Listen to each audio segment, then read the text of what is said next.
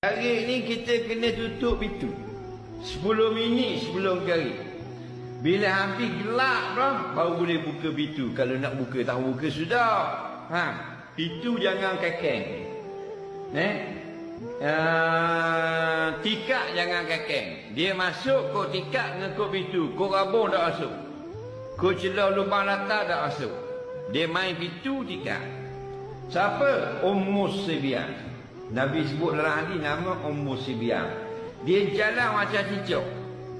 Dia celah rabung. Raja tengok cerita putih. Dia buat natah jalan.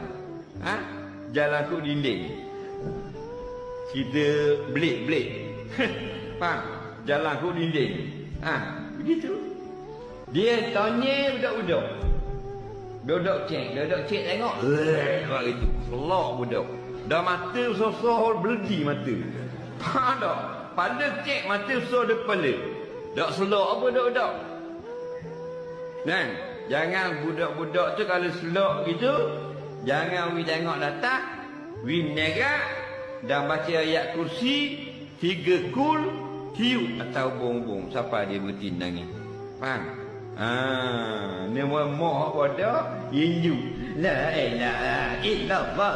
La ilaha